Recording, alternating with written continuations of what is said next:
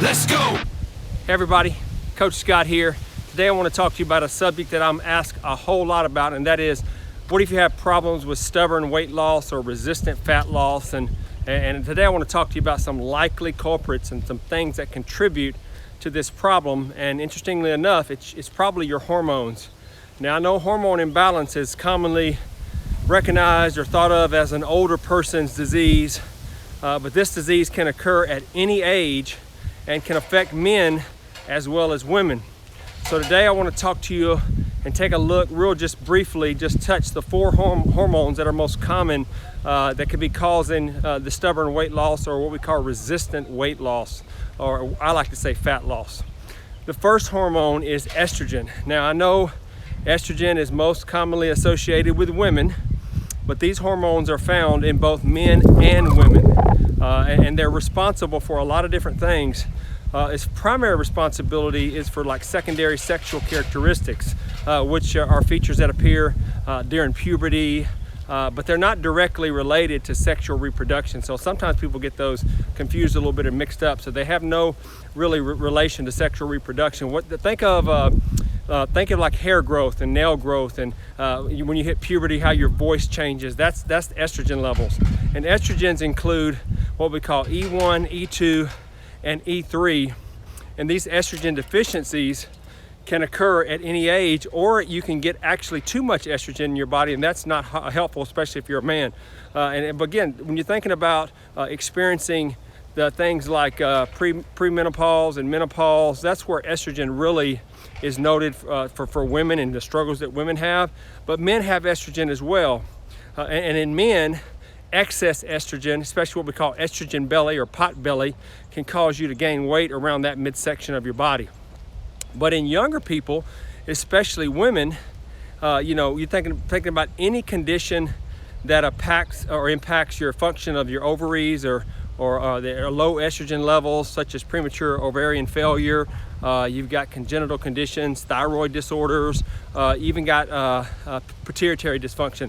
So when you have pituitary dysfunction, this also can be a very, very stubborn obstacle blocking you from weight loss. This is why I recommend, by the way, avoiding any soy-based protein sources. Now, fermented soy is something different, and I can talk to you about that on a different video. But protein-based soy products, I would stay away from. The second is parathyroid. The parathyroid glands are located in the thyroid, right in the neck, just in the front of the throat, and they're responsible for regulating the amounts of calcium in your blood, and by the way, in your bones too. And this can lead to some other issues, osteoporosis and some other things. But the parathyroid glands are solely responsible for ensuring a steady and balanced calcium level in the body, which is vital to healthy tissue and nerve and even muscle function, in addition to bone density, like I described. The third thing that I want to speak to you about, third hormone I should say, is cortisol. Now, the hormone cortisol is directly and indirectly influences things like bone calcium levels, in order to provide fuel and supply for the body, things like amino acids to muscles. And again, it's also in response to stress. But the cortisol is also known as the fight or flight hormone. And by the way, cortisol and fat burning don't go hand in hand. Cortisol is made, stored, and released from the adrenal glands. This is why so many people have what's called adrenal fatigue and adrenal dysfunction. And again, so when your body is responding to stress, you're thinking about regulating metabolism, blood and sugar levels. Cortisol can be your best friend when you're running from a bear, or it can be your worst enemy if you stay in that sympathetic response mode. And even small elevated levels of cortisol can influence weight loss, especially fat loss. Another influence of cortisol levels is engaging in those high stress exercise and those long-term high physical activity levels on a regular basis. Things like long distance running or cycling, which can cause short bursts and short bouts of elevated cortisol. There's nothing wrong with that from time to time. With this knowledge though, I always recommend that you have a moderate level of exercise, and occasionally if you want to go into higher levels and intense levels of exercise, that's okay. But you have to remember that when you're trying to manage stress and you're managing those cortisol levels, you've got to make sure that your mind's right. You got to make sure you're getting plenty of good sleep and the right nutrition so that you can reduce those cortisol levels and prevent chronically high levels of the hormone that results in stubborn fat loss.